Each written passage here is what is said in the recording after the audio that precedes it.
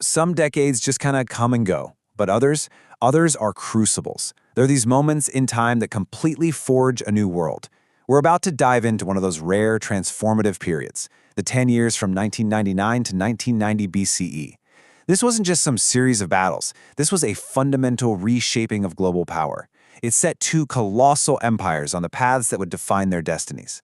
So, to really get how everything changed, we've got to rewind just a tiny bit to 201 BCE. This is when Rome finally defeated its arch-rival, Carthage, and you can almost feel the entire Mediterranean world just hold its breath. With its western flank totally secure, the Roman Republic for the very first time turns its full, undivided attention to the east, toward the incredibly wealthy, powerful, but, and this is key, deeply divided kingdoms left behind by Alexander the Great. And right there, that's a monumental shift in strategy. Up until now, Rome was mostly focused on defending Italy. But now they're going on the offensive, moving aggressively across the sea. The goal was pretty clear: dismantle the old Hellenistic monarchies and make absolutely sure that no single power in the East could ever pose a threat to Rome. The first real flashpoint kicks off in 1999 BCE, near a little place called Antiochus. The disciplined Roman legions smack right into the armies of King Philip V of Macedon. This is it. This is the official start of the Second Macedonian War, and it is the first huge test. We're about to see Rome's legions go head-to-head with the inheritor of Alexander the Great's military machine. So this was the question hanging over the entire Mediterranean. It created this incredible suspense. I mean, think about it. Could the legendary armies of the Greek world, the direct successors to Alexander himself, really stand a chance against this rising, brutally efficient, and highly organized power from the West? Everything was about to be decided on the battlefield. And leading the Roman charge is this brilliant general, Titus Quintius Flamininus. Now, he gets it. He understands this isn't just another war for territory. No, this is a showdown between two legendary military systems, two completely different philosophies of warfare. Okay, what's so fascinating here is the core tactical difference between these two. On one side, you've got the Macedonian phalanx, this dense, bristling wall of spears. On flat, open ground, it's basically an unstoppable force. But on the other side, you've got the Roman legion. It's built differently. It's this flexible system of smaller units called maniples that can adapt and fight on pretty much any terrain. This wasn't just a new tactic, it was a whole new philosophy of war that prized adaptability above all else. And in 1970 BCE, at the Battle of Cynocephalae, that difference proved to be absolutely decisive. The battle took place on this broken, hilly ground, and the rigid Macedonian phalanx just cracked. It couldn't handle the terrain. And the flexible Roman legions, they just poured right into the gaps. They completely shattered the Macedonian army. This one battle pretty much ended the war and signaled the beginning of the end for the phalanx as the top dog of ancient warfare. But what Rome did next? Wow. It was maybe even bigger than the victory itself. In 1960 CE, at the huge Isthmian Games, Flamininus gets up and he doesn't declare Macedon a Roman province. Instead, he makes this stunning announcement: the independence of the Greek states is proclaimed. Can you imagine? Rome presented itself not as a conqueror, but as a liberator. It was an absolute masterstroke of PR that completely changed the political map of Greece overnight. Okay, so while all of that is going down, let's make a really dramatic shift. Because as Rome was throwing its power outward, an equally important story of consolidation was happening in the great empire of the East, Han China. And this is just a fascinating contrast, right? The brand new Han dynasty wasn't out there fighting wars of expansion. Nope. It was facing a critical test of internal stability, of succession. The future of this massive empire didn't depend on a battlefield. It depended on the cutthroat politics of the imperial court. And this just perfectly illustrates that different path to power. When Emperor Gaozu died in 1905 BCE, his widow, Empress Lu Zhi, stepped right into that power vacuum. Officially, she was just the regent for her young son, but make no mistake, she was the true power behind the throne. She was a formidable political operator, masterfully navigating court factions, eliminating rivals, and she secured the future of the dynasty not with an army, but with political cunning during its most fragile early years. But back in the Mediterranean, Rome's work in the east was far from over. Its ambition was about to collide with the biggest, the wealthiest, and the most powerful of all the successor states, the massive Seleucid Empire, led by a king who had the nerve to call himself Antiochus the Great. You could just see the tensions ratcheting up. Antiochus starts expanding his empire west. So in 96 BCE, some Greek cities get nervous and they appeal to their new liberator, Rome. Then, in 95, a ghost from Rome's past shows up in Antiochus's court, Hannibal Barca, exiled from Carthage. Now you've got Rome's greatest enemy advising its powerful new rival. A clash of titans wasn't just likely, it was inevitable. The fuse was finally lit in 92 BCE when Antiochus invaded Greece. The first big showdown happens at a very famous spot, the Pass of Thermopylae.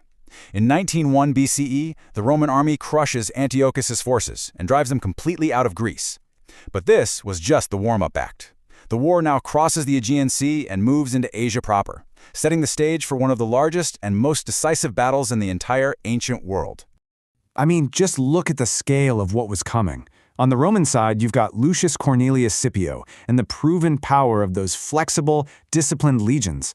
And on the other side, Antiochus the Great, with this massive, diverse army. I'm talking a Hellenistic phalanx at its core, but also heavy cavalry, scythed chariots, and his famous war elephants. It was a true behemoth. And so, in 1990 BCE, on the plains near Magnesia, these two incredible armies finally met. The result was the absolute climax of the entire decade. The Roman legions, with the superior discipline and that incredible flexibility, triumphed once again. The massive Seleucid army wasn't just beaten, it was shattered. This was the world-altering victory that confirmed, without a shadow of a doubt, Roman military supremacy over any other power in the Mediterranean. Period. So when the dust from all these massive conflicts finally settled, the world just looked completely different. This single decade of war had permanently and irrevocably redrawn the entire map of global power. The war officially ended with the Peace of Apamea. And the terms of this treaty were absolutely devastating for the Seleucid Empire. Antiochus was forced to give up all his lands in Asia Minor, pay a crippling amount of money, and basically accept Rome as the ultimate boss of the entire Eastern Mediterranean. It was nothing short of total submission. And so, by the time we get to 1990 BCE, the new reality is crystal clear. The world is now dominated by two immense, geographically separate superpowers. In the West, the Roman Republic stands alone as the undisputed master of the Mediterranean, and in the East, the Han Dynasty, now politically stable thanks to figures like Empress Lu Zhi, is the dominant superpower of its entire sphere of influence. And this new reality leaves us with one final, really provocative thought. For the first time, the world had these two clear, dominant poles of power, one in the West and one in the East, each one pretty much unaware of the other's true scale. So the question that would define the next chapters of world history was no longer about who would rule the Mediterranean, but when and how these two worlds would finally, eventually, meet. You know, history doesn't always unfold over centuries. Sometimes a single decade can act like a pressure cooker, completely redrawing the map of the world. And we're about to dive into one of the most intense of those moments, the 9 years between 189 and 180 BCE. This was a period that saw new empires lock down their power, and old ones just fall apart. Okay, so picture this. By 189 BCE, the massive world-shaking wars are pretty much over. Rome's epic struggle with Hannibal, that's in the rearview mirror. But here's the thing. Winning a war is one thing. Actually building and running an empire, that's a whole different ballgame. This decade isn't really about spectacular new conquests. Nope, it's about the nitty-gritty, sometimes brutal work of consolidation. It's about turning those battlefield wins into solid, long-term political control. It's about the winners making sure everyone knows who's in charge now. So here's our game plan for this explainer. We're going to take a quick trip around the world in this one decade. We'll start with the big picture, then zoom in on Rome as it puts the Eastern Mediterranean in a political headlock. After that, we'll shoot way east to Han China to watch a vicious power struggle unfold inside the imperial palace. Then it's south to India, where a massive empire just completely implodes. And finally, we'll step back and see what this new world order actually looked like. All right, let's get right into it. To really get what's happening in these 9 years, you have to understand the massive, fundamental shift that was going on across all of Eurasia. Okay, that sounds a bit academic, but what it really means is huge. The old world, the one with lots of different kingdoms and empires all scrapping for power, was basically over. What was replacing it? A world dominated by just two superpowers on opposite ends of the globe, the Roman Republic in the west and the Han Dynasty in the east. This decade is when that new reality gets carved in stone. Let's kick things off with Rome. They've just beaten Carthage, their biggest rival, and now they're looking east. But they aren't just there to smash and grab. No, they're building something, a system, an architecture of total dominance. And they did it with incredible speed. It was like a three-step process. In 190 BCE, boom, they obliterate the Seleucid Empire's army at the Battle of Magnesia. But they don't just pack up and go home. For the next 2 years, they're busy with what you could call hegemonic housekeeping, just mopping up any leftover resistance and then locking down their power with a treaty. Now, this is the really clever part. Why go after the Galatians? Well, they weren't some big empire, but they were the hired guns of the region. They were mercenaries. By smashing them, Rome sent a crystal-clear message to every other kingdom in Asia Minor. Your old alliances are worthless. From now on, we are the only security you need to worry about. It was a masterstroke, cutting off any potential for future trouble. And this right here, this was the final move. The Treaty of Apamea wasn't some friendly negotiation. It was basically a list of demands from a conqueror. Just look at the terms. The Seleucids had to pay a ridiculously huge tribute, and, this is the kicker, they had to get out of Anatolia entirely. This move created a giant buffer zone and basically took them off the board as a major player. Rome had just secured the East. Game, set, and match. Okay, now let's jump thousands of miles east to Han China. Because while Rome was busy projecting its power outward, the Han Empire was being ripped apart by a crisis from within, a brutal power struggle that was happening right inside the palace walls. And you really can't imagine a bigger contrast. In Rome, power was institutional. It flowed through the Senate, which planned strategy, and its legions, which carried it out. But in Han China, at this exact same time, power was personal. It was held in the iron grip of one person, the absolutely ruthless Empress Dowager Lu. And her story is just pure cutthroat palace drama. When her husband, the emperor, died, she decided she wasn't giving up power. So she starts ruling through a series of puppet emperors who were just kids. In 188, she puts one on the throne. But a few years later, he starts getting ideas of his own. So what does she do? She has him secretly killed, and then she just installs another child in his place. Her endgame was to sideline the imperial family and put her own family, the Lu clan, in charge for good. It was only her death in 180 BCE that stopped it, and what followed was a bloodbath where her entire clan was wiped out. Our journey now takes us south, to the Indian subcontinent.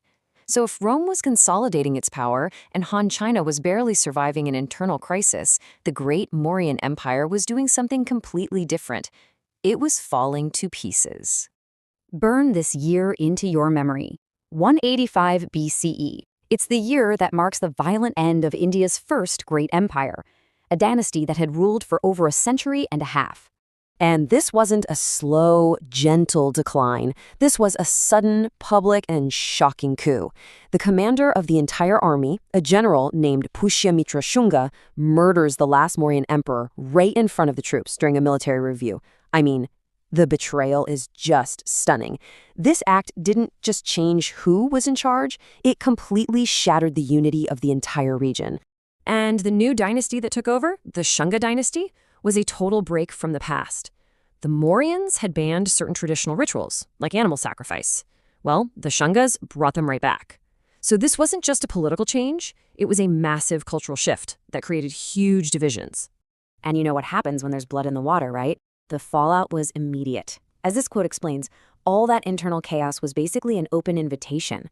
The power vacuum left by the Mauryan collapse led to a whole series of invasions from the Greco-Bactrian kingdoms to the northwest, and the entire region was plunged into chaos for a long, long time.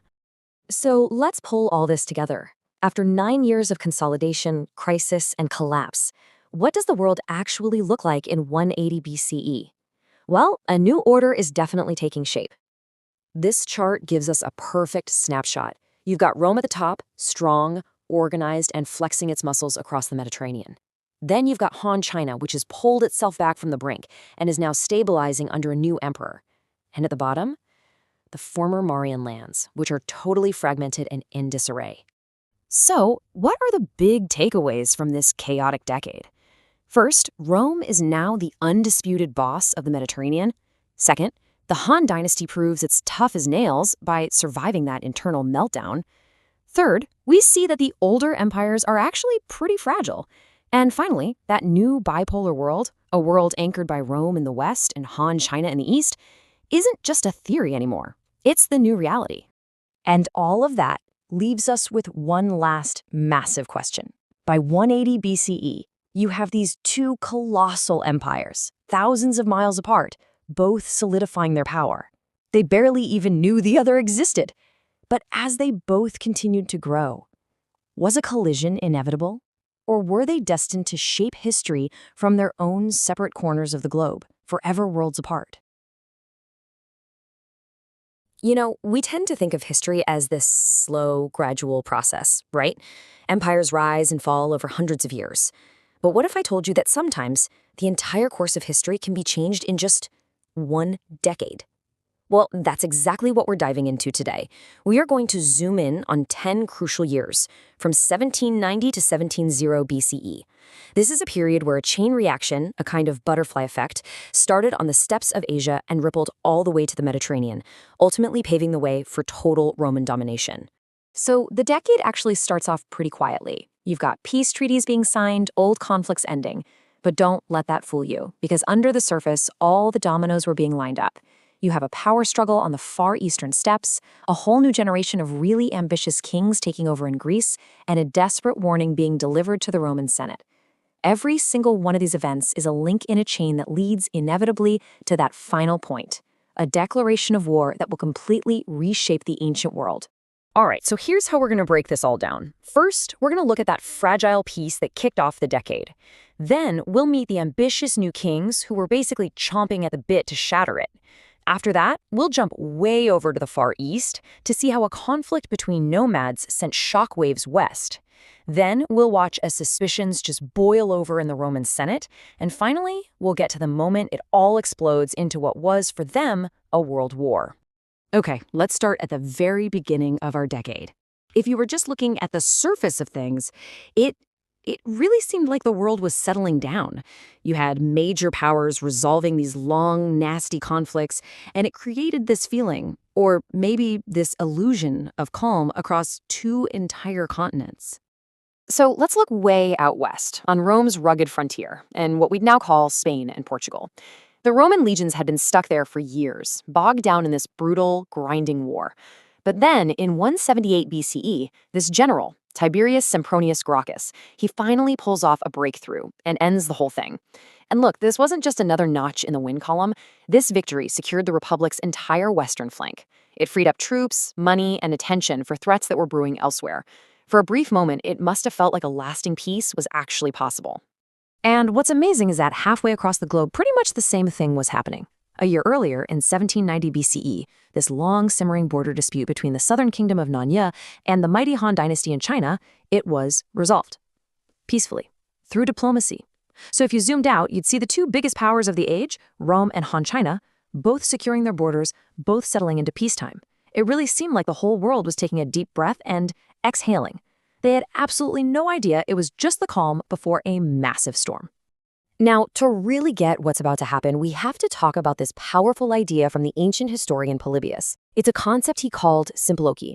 Basically, it's the idea that no major event ever happens in a vacuum. The best way to think about it is like a historical butterfly effect. A treaty signed in Spain, a new king crowned in Greece, a war between nomads in Central Asia. These aren't separate stories. No, they're all threads in a single interconnected web. And as we are about to see, when you pull on one thread over here, you can unravel the entire world over there. So where does the unraveling actually begin? Well, it starts with the changing of the guard. You see, the generation of kings who had been soundly beaten and really humbled by Rome, they were fading away. And in their place, a totally new breed of ruler was rising up. They were younger, way more ambitious, and they had absolutely no memory of past defeats holding them back. On the left here, you can see the old guard, Philip V of Macedon, a king who knew firsthand the sting of a Roman defeat. When he dies in 179 BCE, his son Perseus, that's him on the right, takes over. And Perseus is just burning with this desire to restore his kingdom's lost glory. Then just 4 years later, a very similar thing happens in the huge Seleucid Empire. The cautious Seleucus IV is gone, replaced by his incredibly audacious and unpredictable brother, Antiochus IV. These weren't just new kings, they were a whole new kind of problem for Rome. Okay, now to find the next really crucial piece of this puzzle, we have to do something a little unexpected.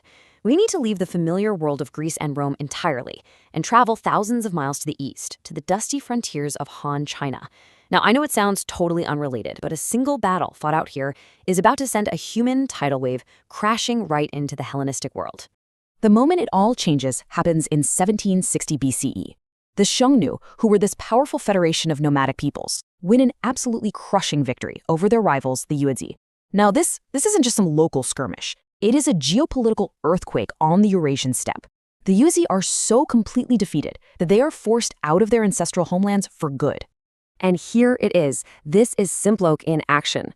The USD don't just disappear, right? They get booted out of their homeland, which you can see there in the first step. This kicks off a massive migration westward, a desperate search for new lands to call home. You can follow their path, this huge wave of humanity that just pushes other tribes out of the way, until it finally slams into the Greco-Bactrian kingdoms, the absolute farthest edge of the Greek world. And just like that, a battle on China's border has suddenly become a massive security crisis for the heirs of Alexander the Great. Okay, so with that backdrop of global instability in mind, let's head back to the Mediterranean. Because while this huge migration crisis was brewing in the east, a diplomatic one was reaching a boiling point between Rome and that new king of Macedon we talked about, Perseus. The real tipping point comes in 1730 BCE. King Eumenes II of Pergamum, who was one of Rome's most important allies, does something pretty much unheard of. He completely bypasses all the normal diplomatic channels, gets on a ship, and sails to Rome to speak to the Senate in person. This is not a friendly visit. He has come to deliver a dire warning and to point a finger directly at King Perseus. So, picture this. Eumenes stands before the assembled Roman senators and just lays out this devastating case against Perseus. He accuses him of violating treaties, he accuses him of secretly building up his army, of going behind Rome's back and making alliances with their enemies, and maybe worst of all, of deliberately destabilizing the Greek city-states to undermine Roman authority. Every single accusation is like another nail in the coffin of peace. For Rome, this isn't just meddling anymore, it's a direct challenge to their power. And then, things get personal. The very next year, as Eumenes is on his way home, he is nearly killed in this very suspicious rockfall near the sacred site of Delphi. And immediately everyone blames assassins hired by Perseus. Now, whether that was actually true or not, it didn't really matter. It was a political bombshell. An attack on a loyal Roman ally on his way back from speaking to the Senate, well, that was seen as an attack on Rome itself. After that, any lingering doubt in the Senate just evaporates. A Roman envoy they sent to investigate, a guy named Gaius Valerius, comes back and confirms everything Eumenes had said. He reports that Perseus is, without a doubt, preparing for war. The time for talking was over. The arguments for a military solution were now just overwhelming. So this brings us to the climax of our whole decade. All the different threads we've been following, the ambitious new kings, the simmering resentments, the failed diplomacy, and the accusations of a key ally, they're all about to be woven together into open war. 1701 BCE. This is the year. This is the year the dam breaks. The fragile peace that started the decade is completely shattered, and the Mediterranean is plunged back into a massive war. One that will definitively establish Rome as the one and only superpower in the region. Spurred on by their ally Eumenes and totally convinced of Perseus's hostile intentions, the Roman Republic formally declares war on the Kingdom of Macedon. The Third Macedonian War has begun. It's the culmination of years of rising tension and a direct result of Perseus's raw ambition clashing with Rome's absolute determination to maintain control. So let's just step back for a second and look at the whole picture. In just 10 short years, the entire world was reconfigured. An illusion of peace was shattered by a new generation of ambitious kings. A nomadic war on the edge of China sent a wave of instability crashing into the Greek world. And a diplomatic crisis, fanned by suspicion and then ignited by an assassination attempt, finally plunged the Mediterranean into a war that would see the Kingdom of Macedon, Alexander the Great's own homeland, wiped off the map forever. And all of this leaves us with one critical question to think about. Looking at this sequence of events, what do you think? Was Rome simply reacting to threats? A reluctant guardian of peace, forced into action by an aggressive Macedonian king? Or was the Roman Republic really an ambitious, expansionist power that skillfully used its allies' accusations as the perfect excuse to eliminate a rival it had always planned on conquering anyway? The answer to that question really did define the course of the ancient world. You know, some decades just pass. They come and go, leaving the world pretty much as they found it. But others? Others are a crucible. The 10 years from 1691 to 1660 BCE were exactly that, a crucible of fire and steel. This was a violent, world-altering period that didn't just change the map. It shattered the old order and forged a brand new one. In this explainer, we're going to see how, in just one decade, an entire world was remade. The ancient historians actually had a word for this: symplechy. It's this incredible idea that events are never isolated. The fall of a kingdom in Greece, a rebellion brewing in Judea, and a nomadic tribe migrating across Central Asia, these weren't separate stories. They were all part of a chain reaction, a single interconnected crisis where the collapse of one power created a vacuum that just pulled the entire known world into a new shape. So, to really get a grip on this chain reaction, we're going to sweep across the great empires of the age. We'll start in the Mediterranean, where Rome is reshaping the West. Then we'll dive into the crisis that was consuming the Seleucid Empire. From there, we'll look to the shifting sands of the East. And finally, we'll stand back and look at the brutal legacy of this transformative decade. Okay, so by 170 BCE, the Mediterranean was a world of competing powers, but you could feel the balance tipping. The great Hellenistic kingdoms, the successors to Alexander the Great, were starting to fray at the edges. And Rome? Hardened by centuries of constant warfare, Rome wasn't just another player on the board. It was a republic poised to bring the whole old order crashing down. The finality here is just breathtaking. The Third Macedonian War kicks off in 171 BCE. For a few years, it simmers. Then, in 168, at the Battle of Pydna, the Roman legions don't just defeat the Macedonian phalanx, they annihilate it. This wasn't about a peace treaty. This was an erasure. The ancient Antigonid monarchy was just abolished, and the kingdom itself, it was carved up into 4 separate republics that were forbidden from even talking to each other. Rome had surgically dismantled a rival. And to make absolutely sure the lesson was learned, that victory was followed by an act of cold, calculated terror. In Epirus, which had been an ally of Macedon, the legions just swept through the region. In a single campaign, they enslaved 150,000 people. Now, that number wasn't a byproduct of war. It was the point. It was a message sent loud and clear across the entire Mediterranean world about the real price of defying Rome. And if you want one moment that perfectly captures this new reality of Roman power, this is it. In that very same year, 68 BCE, the Seleucid king Antiochus IV was on the verge of conquering Egypt. But he wasn't met by an army. He was met by a single Roman envoy, a guy named Gaius Popilius Laenas. The envoy delivered the Senate's command: withdraw. When the king hesitated, said he needed time to think, Popilius drew a circle in the sand around him and said, "Give me your answer before you step out of this circle."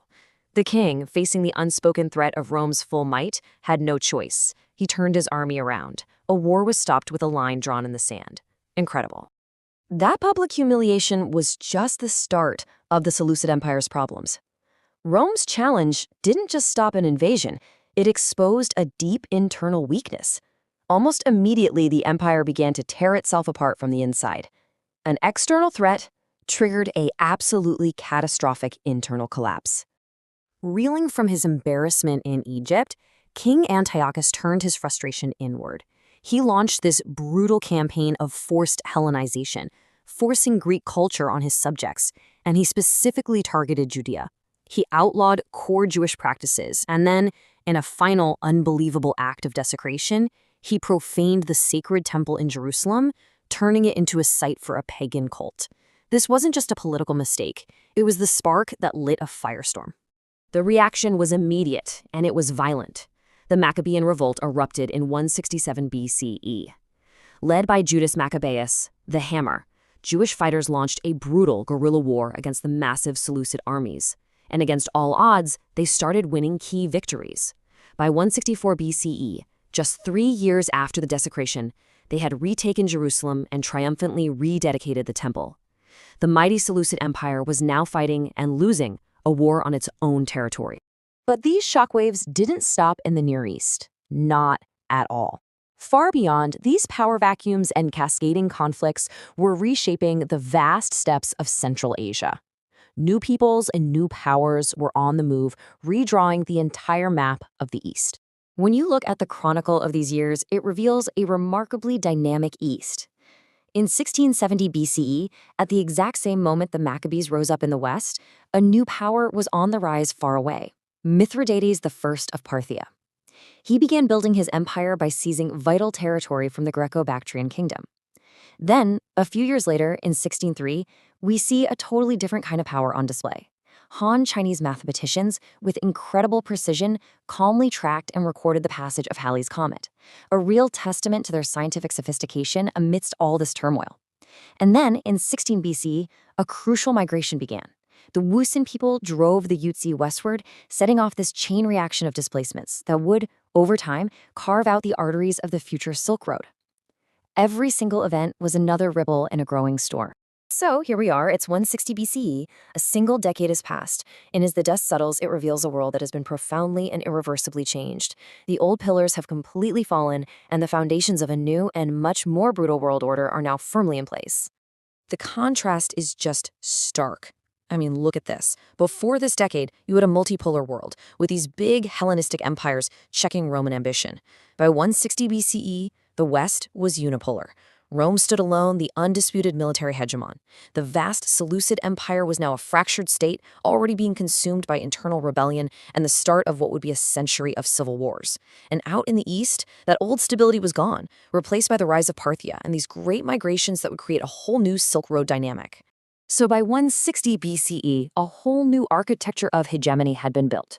It was a world system defined by 3 very clear realities: undisputed Roman supremacy in the West, a permanent imperial crisis right at the center, where the Seleucid realm was collapsing, and the rise of new, formidable powers in the East. This was the basic structure that was going to dominate the world for the next century. This decade really leaves us with a tough question, though. We've chronicled the victors, the rise of Rome, the Hasmoneans, the Parthians. But what about the defeated? What about the ancient Macedonian kingdom, literally erased from the map? Or those 150,000 people from Epirus, whose lives were just reduced to a number in Rome's strategic calculation? This decade is a brutal reminder that for every empire that's built, another one is broken. And their stories, well, their stories are too often buried in the foundations.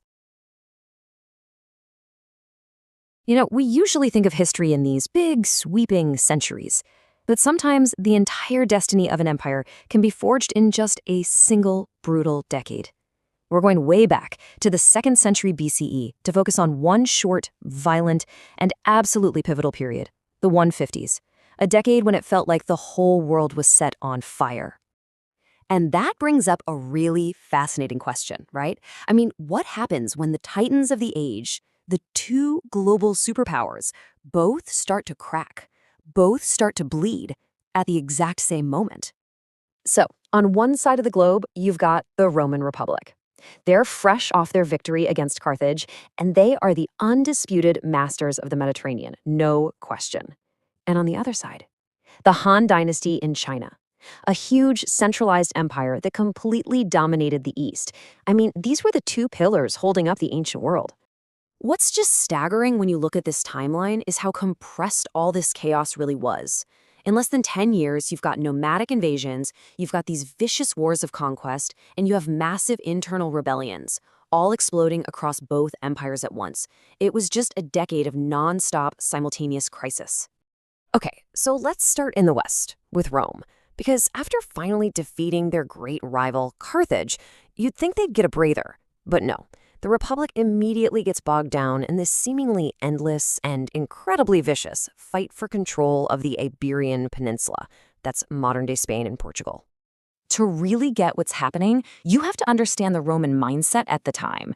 After the sheer terror of Hannibal's invasion, the Senate kind of adopted this policy that historians now call defensive imperialism.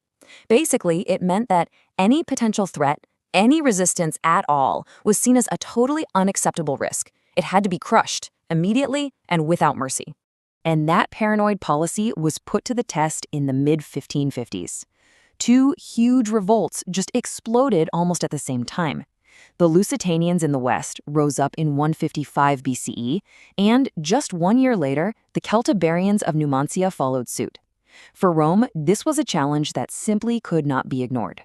But the Roman response, well, it wasn't just a military campaign. No, this was designed to be a lesson. It was a calculated, almost theatrical display of pure terror, and it was meant to send a brutal message to every other tribe on the peninsula. And the way they did it was just pure treachery. A Roman general comes in and offers the Lusitanians a peace treaty. He promises them fertile lands if they'll just disarm and gather in one place. Trusting the famous honor of Rome, they agreed. Well, it was a trap.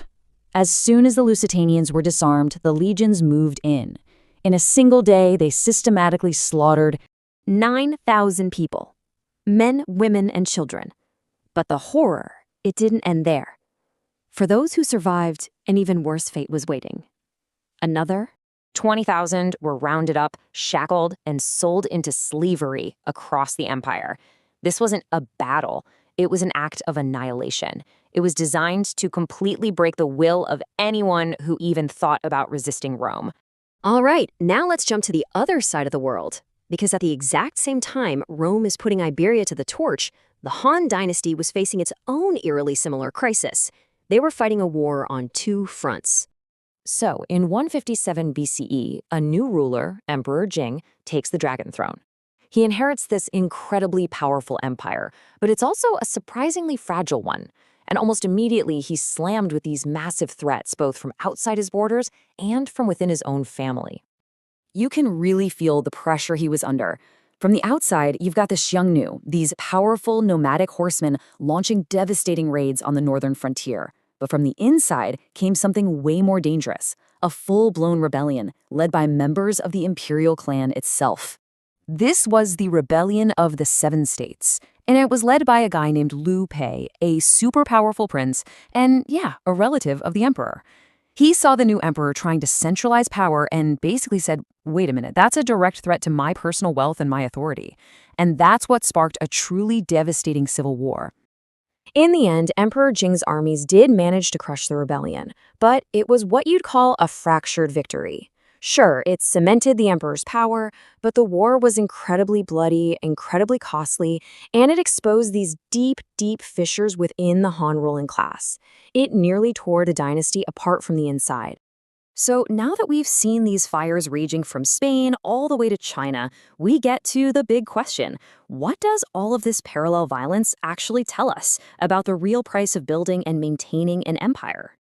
I mean, the parallels are just striking. Both empires are facing the exact same core challenges: rebellion from within and resistance on their borders. And their solution? It's the same too: unflinching, overwhelming force. They managed to hold their empires together, sure, but their authority was now written in blood. The 150s really hammered home a hard truth about power in the ancient world. This process of imperial consolidation, of turning conquered lands into a stable empire, it wasn't a peaceful process. It was inherently violent. It demanded a brutal, non-negotiable cost in human lives. And you start to see this fascinating pattern emerge. It's like once a superpower gets rid of its main external rival, like Carthage for Rome, all that immense pressure of running an empire doesn't just vanish. Nope. It just turns inward, sparking these brutal crackdowns on new subjects and exposing the fractures within the ruling class itself.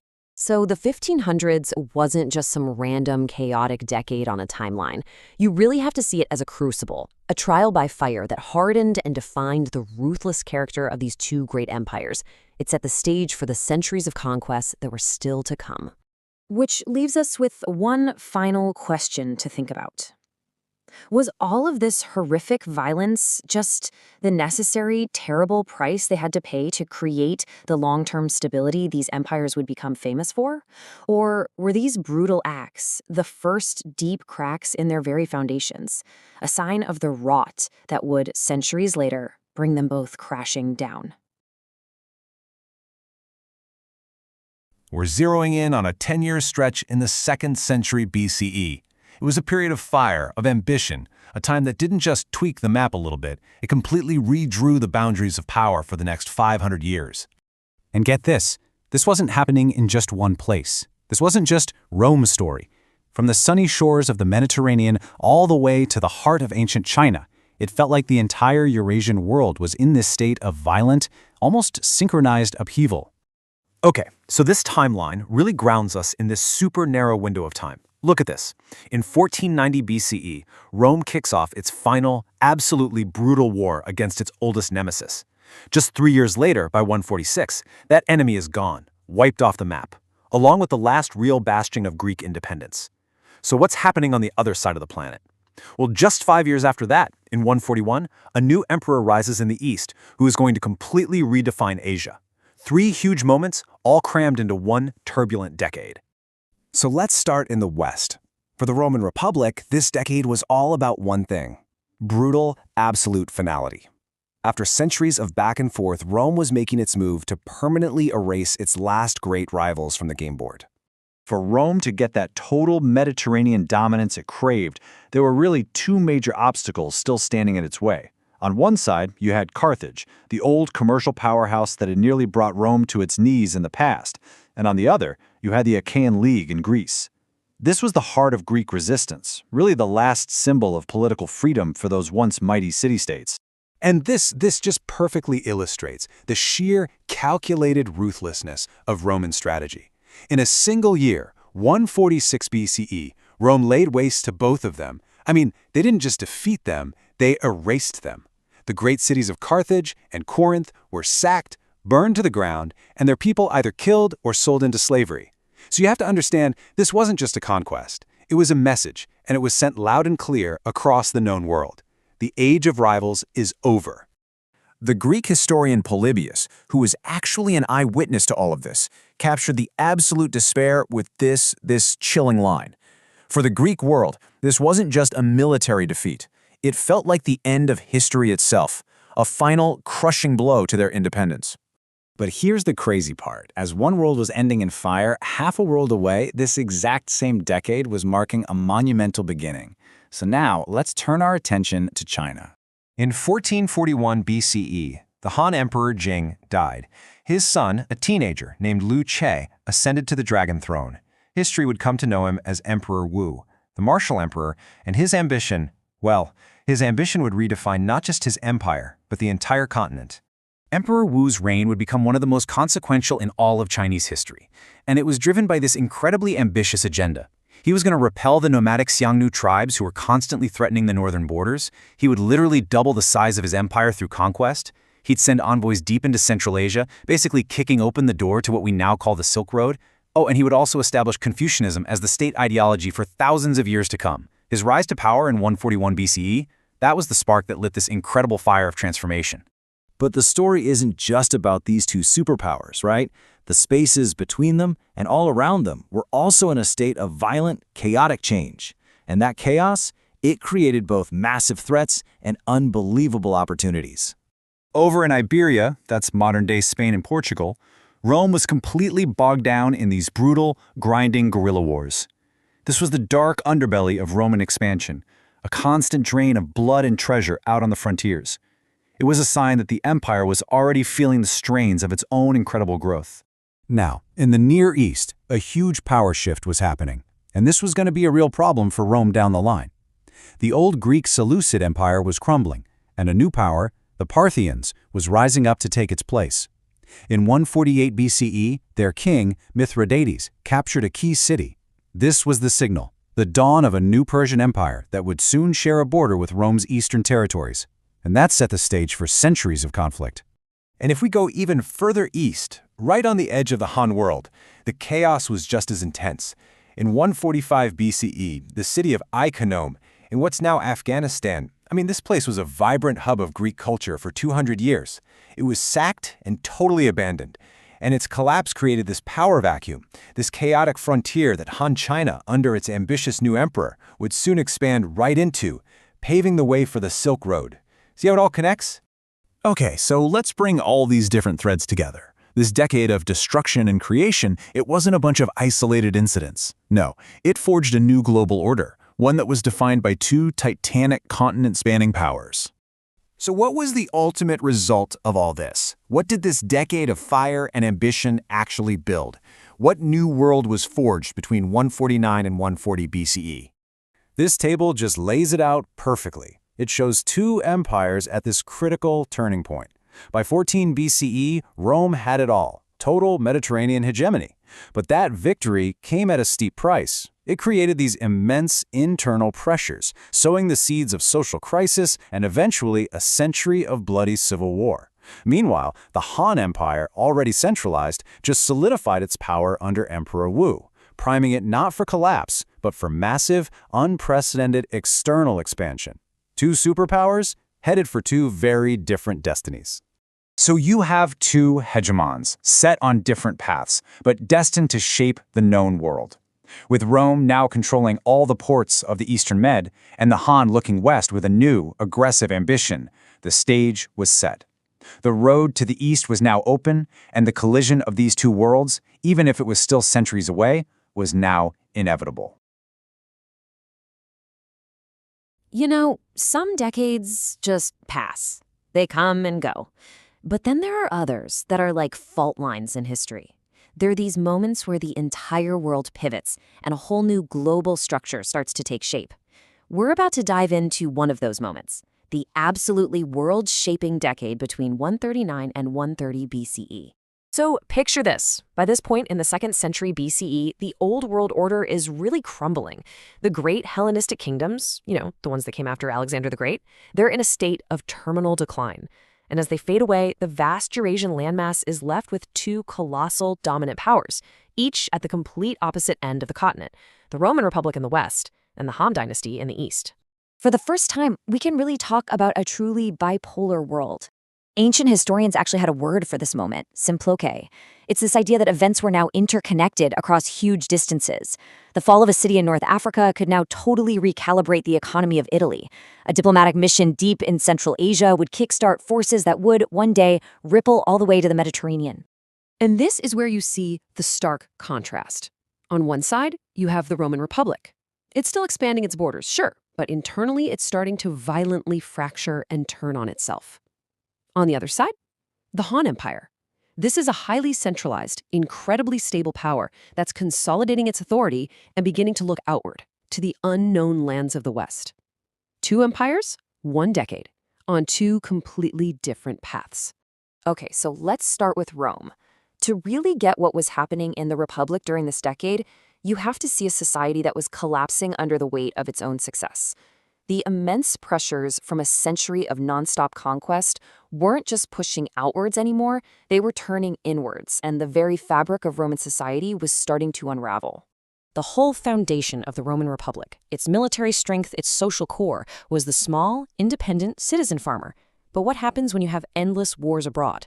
Well, these same farmers are serving in the legions for years at a time. Their farms back home, they're neglected, they fall into ruin, or they get swallowed up by debt. The agrarian ideal that literally built Rome was collapsing.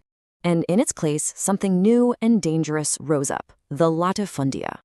All that conquered land and the massive influx of enslaved people were being scooped up by the elite and consolidated into these enormous agricultural factories.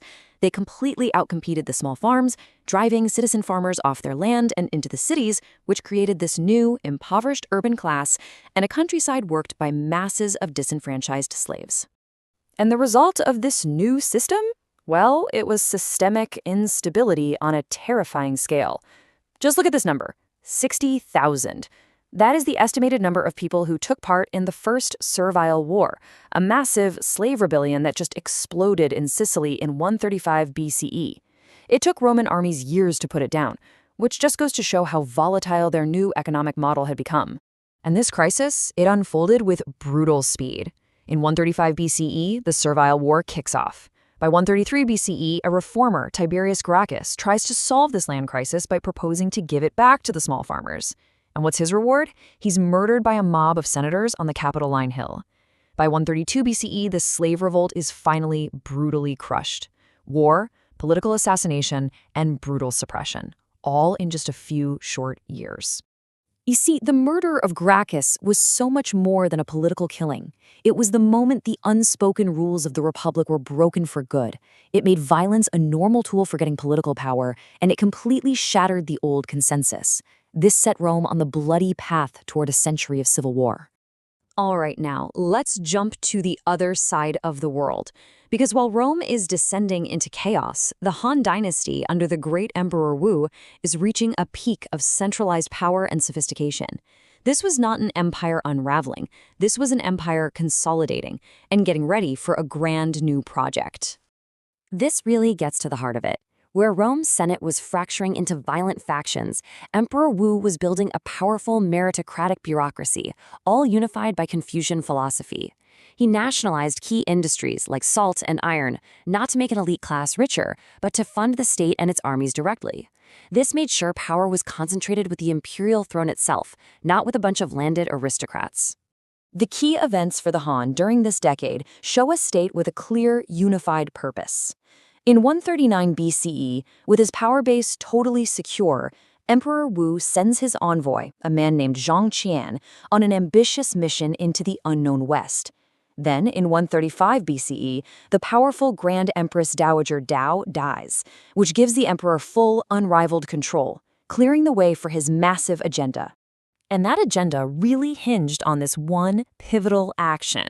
The mission of Zhang Qian is, arguably, the single most consequential journey of the entire century. It was a diplomatic mission into a world the Han only knew about through rumors, a journey that would, kind of by accident, reshape global history forever. So why send this mission in the first place? The motivation wasn't exploration or trade, it was grand strategy. The Han's #1 existential threat was the Xiongnu, a formidable nomadic empire on their northern and western frontiers that was constantly raiding Chinese territory. Decades of trying to appease them had failed. Emperor Wu wanted a permanent solution. The plan was a brilliant geopolitical move. Zhang Qian's objective was to travel west and find a people called the Yuezhi. Now, the Yuezhi had been defeated and driven from their lands by the Xiongnu years earlier. The goal was to propose a military alliance, create a massive pincer movement, and basically outflank and crush the Xiongnu threat from two sides. But history is full of unintended consequences, right? While the mission to form a military alliance ultimately failed, what it accomplished instead was infinitely more significant. It didn't forge a military pact, it forged the Silk Road. After 13 years, and much of that spent as a Xiongnu captive, by the way, Zhang Qian finally returned to the Han court. He came back not with an alliance, but with something far more valuable: intelligence. He brought the first ever detailed report on the advanced urban civilizations of Central Asia, the incredible horse breeders of Fergana, the Greco-Bactrian kingdoms, and the powerful Parthian Empire. The Han court's reaction was immediate, and it was massive. The great historian Sima Qian wrote about what happened next. He said that in a single year, anywhere from 5 to 6 to over 10 parties would be sent out. They didn't just test the waters, they unleashed this flurry of diplomatic and commercial missions to make contact with these newly discovered civilizations. I mean, think about the legacy of this single journey. It kicked off the network of routes we now call the Silk Road, the first real artery of global exchange. It established formal diplomatic ties between China and the powers of Central Asia, and it began this incredible process of cultural and economic interaction that would define world history for the next 2,000 years. And so we leave this decade with two empires set on their monumental courses. Rome turning inward to face a century of civil war, born from the dysfunctions of its own empire, and Han China turning outward, using its centralized strength to build the first threads of a truly connected world. They were still worlds apart, but this decade ensured that one day their journeys would inevitably cross. The question is, what happens then? You know, history doesn't really move in a straight line. It pivots. It turns on these incredibly brief, intense moments where the entire world order just shatters, and something new is forged in the fire. Well, the 11 years between 129 and 119 BCE, that was one of those moments. This was an age of colossal empires, of tense, active frontiers, and for the very first time, the first threads of a truly connected world. So let's open the book on this decisive decade. Everything kicks off with three massive events, all happening at pretty much the same time, right across the vast Eurasian continent. Out in the Near East, a superpower literally vanishes. Over in the Mediterranean, a republic starts to devour itself from the inside out. And way out in the Far East, a lone explorer finally comes home after a decade-long journey, and he's carrying knowledge that is going to change absolutely everything. So let's start in the heart of the Old World. This is where the last great legacy of Alexander the Great is about to get its final, fatal blow. And when this empire falls, it's going to create this huge power vacuum that will pull in every single power around it. You have to understand, for nearly 200 years, the Seleucid Empire was a giant. It was this beacon of Hellenistic, Greek power and culture. A massive, multi-ethnic empire stretching all the way from modern-day Turkey to the borders of India. It was, without a doubt, one of the foundational pillars of the world that Alexander had created. And then, just like that, in a single battle, it was all over. At Ecbatana, the Seleucid king Antiochus VII made this desperate gamble to try and win back his eastern lands, and he was just completely crushed by the rising Parthian Empire. The king was killed, his army was annihilated. This wasn't just a loss, it was an extinction event. In one day, the Seleucids were basically wiped off the map as a major power. A 200-year legacy, gone. The fallout was, as you can imagine, immediate and explosive. The Parthians just surged into that vacuum, taking over Mesopotamia and the whole Iranian plateau. And all around the edges, these smaller kingdoms that had been under the Seleucid thumb for so long, they seized their chance. In Judea, for example, the Hasmonean dynasty declared total independence and immediately started their own aggressive expansion. The old world was breaking apart, piece by piece. Okay, so while all this chaos is exploding in the West, a completely different story is playing out in the East, a story of disciplined, centralized, and incredibly ambitious power. This is in Han, China, under the legendary Emperor Wu, where a totally new vision for an empire was taking shape. And that story really starts with one man, an envoy named Zhang Qian. He was sent out by Emperor Wu way back in 139 BCE. His mission? A dangerous one. Find allies to fight the nomadic Xiongnu tribes. Well, he was captured and held for a decade. But instead of just giving up, he paid attention. He learned. He mapped things out in his head. And when he finally escaped and made it back to China in 125 BCE, he didn't just have stories. He had a strategic blueprint of Central Asia, of powerful kingdoms, of trade routes, of a whole world the Han never even knew existed. And get this, the timing was perfect. Zhang Qian returned to an empire that was systematically gearing up for greatness. This was no accident. Just a year before he got back, the Imperial University was founded to train a whole new class of professional government officials. A few years later, Confucianism became the official state ideology, kind of like the moral glue holding the whole project together. And, crucially, the state took over the salt and iron industries, creating these monopolies that generated enormous wealth that was used to fund Emperor Wu's massive military ambitions. Now let's turn to the third great power of this age, Rome. And this is where the story gets really interesting, because while the Han were busy centralizing and looking outward, the Roman Republic was doing the exact opposite. It was turning inward on itself and was beginning to tear itself to pieces. I mean, the contrast is just staggering.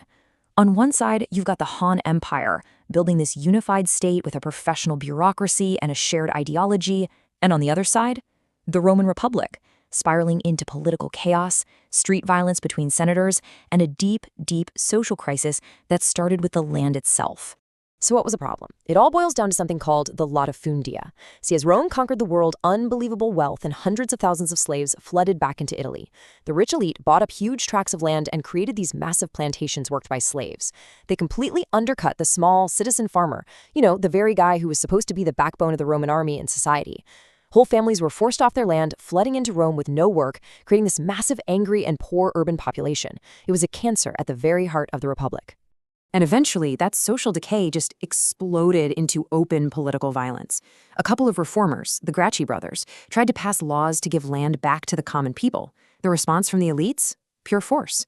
In 121 BCE, Gaius Gracchus and thousands of his supporters were hunted down and murdered in the streets of Rome by factions of the Senate. This was the point of no return. Yeah, this wasn't just a political assassination. This was the death of the old way of doing things. The unspoken rules that held the Republic together, they were gone. From this moment on, if you had a political disagreement in Rome, you didn't settle it with a debate. You settled it with a dagger. But here's the thing. While Rome was consumed with all this internal rot, the rest of the world wasn't exactly waiting around. That power vacuum left by the Seleucids was being filled, and even the broken Roman state, well, its armies just kept right on marching. The new map of the Middle East was drawn up pretty quickly. By 122 BCE, the Parthian king, Mithridates II, had reconquered Babylonia, cementing his empire as the new regional superpower. At the same time, the Hasmonean ruler, John Hyrcanus, was busy expanding his new kingdom, conquering his neighbors and forging a powerful, independent Jewish state. And this is the paradox of Rome, isn't it? Even as its political heart was failing, its military limbs kept right on moving. In 125 BCE, Roman legions marched into southern Gaul, what's now southern France, and they crushed the local Celtic tribes, all to secure a land route to their provinces in Spain. Internally, a complete mess. Externally, still a terrifyingly aggressive war machine. So we have these three huge, separate stories. An empire collapses, another consolidates its power, and a third is in crisis. And right here, in the final years of this decade, is where those stories start to weave together. The actions taken in Han China are about to create the first threads of a brand new interconnected world. Make no mistake, the creation of the Silk Road was not an accident. It was a deliberate four-step strategic plan. Step 1. Zhang Qian's first mission gathers the intelligence. Step 2. The Han military launches these huge campaigns to drive the Xiongnu out of a key route west, the Hexi Corridor, and they build forts to secure it. And then finally came Step 3. The year is 119 BCE, and Emperor Wu sends Zhang Qian west one more time. But this time, his mission isn't about exploration. It's about creation. This was pure statecraft. He went out loaded with imperial gifts, with silk and gold, and his job was to forge the very first formal diplomatic and trade deals between the Han Empire and the kingdoms of Central Asia. This is the moment. This is when the Silk Road officially opens for business, deliberately connecting the great civilization of the East with the powers that border the West. The world connects. And so there you have it. In just 11 years, the world was completely remade. A Hellenistic superpower was just erased from history, the Roman Republic started its long, bloody slide towards one-man rule, and the Han dynasty kicked off the very first great age of globalization. And the question that leaves us with, the really big one, is this. Were these new connections between East and West always fated to lead to a clash of empires, or did they plant the first seeds of a shared global world? In less than a century, the Roman Republic destroyed every rival power, centralizing control over the entire Mediterranean basin into a single city-state. In the West, Rome eliminated its greatest threat. Carthage was militarily defeated, its city physically leveled, and its territories absorbed into a new provincial system. In the East, the successor kingdoms of Alexander the Great were dismantled. The sack of Corinth signaled the final collapse of Greek independence. The Greek historian Polybius identified this as symploke, an interlocking of formerly isolated regional conflicts into a single unified system directed by Rome. But the scale of this empire required a vast military structure that actively drained labor from the Italian countryside, eroding the Republic's social foundation. The decline of the Republic was a structural failure. The political economy that supported a small city-state could not sustain the requirements of global hegemony. The early Roman Republic was built on the free, property-owning Italian citizen farmer. Citizenship was tied to the land. These men worked their own plots and supplied their own households, deriving their civic identity from their agricultural independence. This land ownership dictated military eligibility through the delectus. The early Roman military was a temporary militia. Service was a seasonal civic duty, demanded exclusively of property owners. Men were drafted in the spring, fought local skirmishes, and returned for the autumn harvest. Because the state did not supply the army, citizens purchased their own armor and weapons. A citizen's wealth bracket determined their place in the battle line, making war a physical burden borne by the middle class. This civic militia model worked for localized conflicts in Italy, but it could not maintain a permanent occupying force across an ocean. The Punic and Macedonian Wars forced Roman warfare to change from seasonal summer raids into multi-year trans-Mediterranean campaigns. This diagram maps the geographic stress on the levy. Citizen farmers were deployed to overseas theaters like Iberia and North Africa. Returning for the autumn harvest became impossible. A single deployment could trap a soldier overseas for up to 10 years. In Italy, the economic consequences were absolute. Without the primary laborer, fields went unworked, crop yields fell, and soldiers' families took on debt. A disparity emerged. While individual citizen farmers faced foreclosure, the Roman state was extracting massive war indemnities from its defeated enemies. Massive volumes of capital, silver, and looted wealth flowed directly into the private accounts of the senatorial elite and victorious generals. The logistical demands of maintaining an empire bankrupted the republic's own military demographic. This wealth disparity created the latifundia, massive agricultural estates owned by the senatorial aristocracy. Elites used their war plunder to buy the foreclosed properties of ruined citizen soldiers at low prices. Simultaneously, conquest flooded Italy with millions of enslaved war captives, providing a workforce that cost the elites nothing in wages. This schematic traces a feedback loop. Wars captured slaves and bankrupted farmers. Elites bought the land and exploited slave labor to increase their wealth. Across Italy, thousands of independent plots were swallowed up into monopolized mega-estates. These estates generated enormous profits for the senatorial class, while displaced rural families were forced into the urban slums of Rome. Rome's foreign victories engineered a domestic oligarchy, replacing the free citizenry with an economy dependent on enslaved labor. The rise of the latifundia created a constitutional crisis. Once a citizen lost their land, they were struck from their property class, becoming ineligible for military service. The Roman census apparatus tracked this evaporation of the middle class. Property ledgers recorded exactly who held enough wealth to fight. As the citizen farmer class disappeared, the number of eligible recruits dropped. The strategic math was failing. The Republic was extending its borders while its legal manpower pool hit its lowest point. Reformers within Rome, watching the legions hollow out, recognized this demographic collapse as an existential threat to the survival of the state. The Gracchi brothers, high-ranking aristocrats, attempted to redistribute illegally held public land back to the poor to rebuild the military base. They were the sons of Cornelia. Their reform movement was born within the elite class, driven by a duty to save the Republic's military infrastructure. But the senatorial elites prioritized their latifundia wealth over the survival of the levy. The agrarian reforms ended in the assassination of both Gracchi brothers. By murdering the reformers, the Senate made a radical restructuring of the military the only remaining option for state survival. By the close of the 2nd century BCE, the state could no longer field enough propertied soldiers to defend its borders. The solution came from the consul Gaius Marius, who abolished the birth requirements for the legions. The state began providing weapons and armor, opening military service to the landless citizens of Rome. Military service changed from a seasonal civic duty into a 16-year professional career. This solved the manpower shortage, but it severed the soldiers' economic reliance on the Republic itself. Because these professional soldiers owned no land, their survival and retirement grants depended entirely on the political clout of their commanding general. The fulcrum of loyalty shifted. A legionary's survival no longer depended on his status as a citizen, but on his role as a client to a specific wealthy general.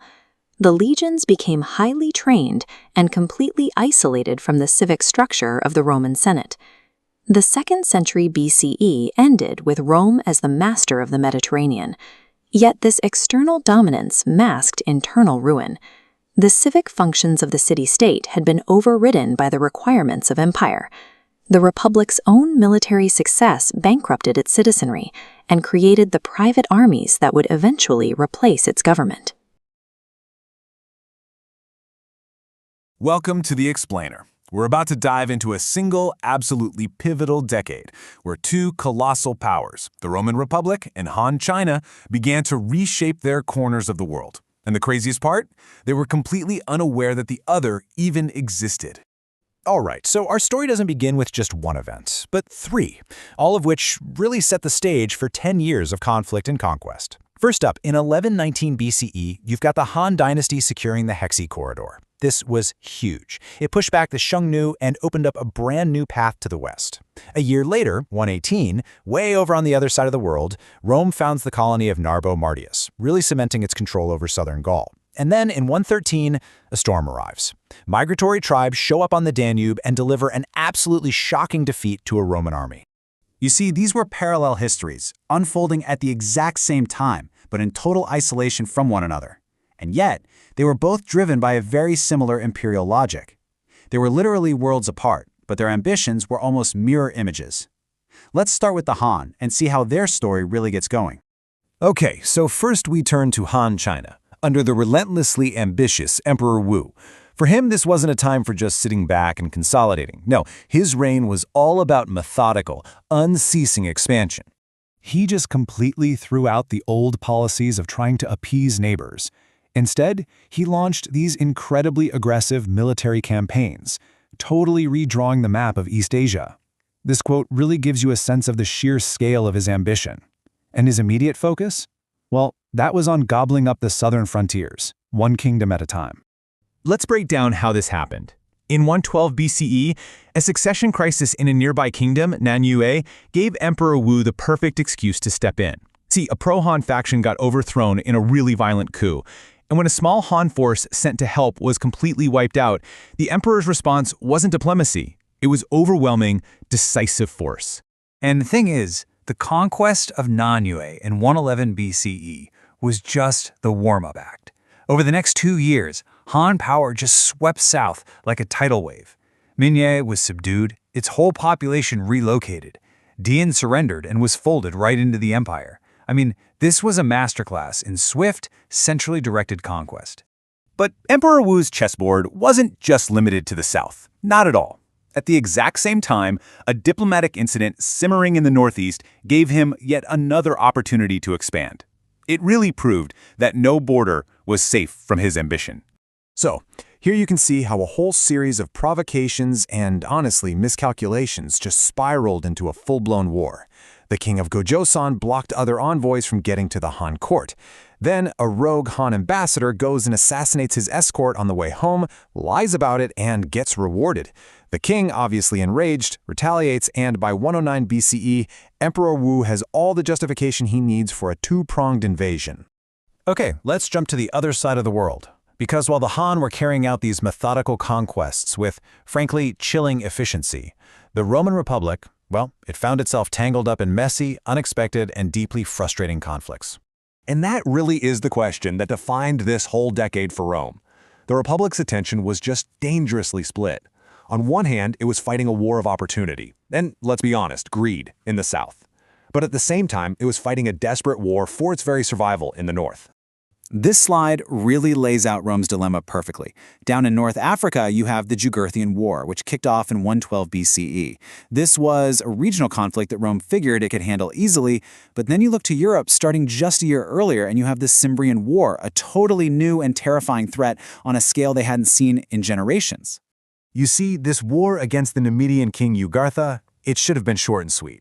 Instead, it turned into a massive national embarrassment. It was a war that basically ripped back the curtain and revealed a political system that was just rotting from the inside, where personal ambition and piles of gold meant more than duty. And this really gets to the heart of Rome's greatest weakness. It wasn't the legions, it was the politics. Jugurtha's envoys were just openly bribing Roman senators and commanders. The corruption got so bad that by 109 BCE, they had to set up a special commission just to investigate it. And this was all happening while an entire Roman army was forced into a humiliating surrender. So while all the senators and generals were squabbling over Numidian bribes and completely botching the campaign, the real existential threat was quietly gathering strength. A massive migration of tribes, the Cimbri and Teutonis, was forming into what was basically a human avalanche, a danger they were utterly unprepared to face. All right, so let's pull these two parallel stories back together. What does this wild decade of expansion and crisis actually tell us about the state of the world by the year 109 BCE? The contrast is just stark. On one side, you have Han China, which is demonstrating this terrifying efficiency. It's a high degree of methodical, centrally planned conquest. And on the other side, you have the Roman Republic. Its expansion was powerful for sure, but it was fractured, it was chaotic, and it was being fundamentally undermined by corruption deep within the system. So by 109 BCE, the picture is crystal clear.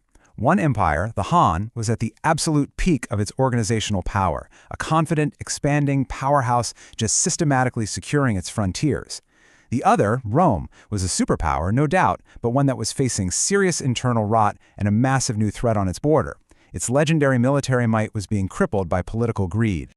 You know, this single decade really laid the groundwork for the centuries to come. The Hans secured the very beginnings of what would one day become the Silk Road, and Rome began the painful political and military transformation that would ultimately forge the empire. They were two giants, growing and growing, heading towards an inevitable but still very distant first encounter. From 109 to 101, events happening on opposite ends of the Eurasian landmass would simultaneously test and transform the two greatest powers of the age, and in doing so, they would set the stage for centuries to come.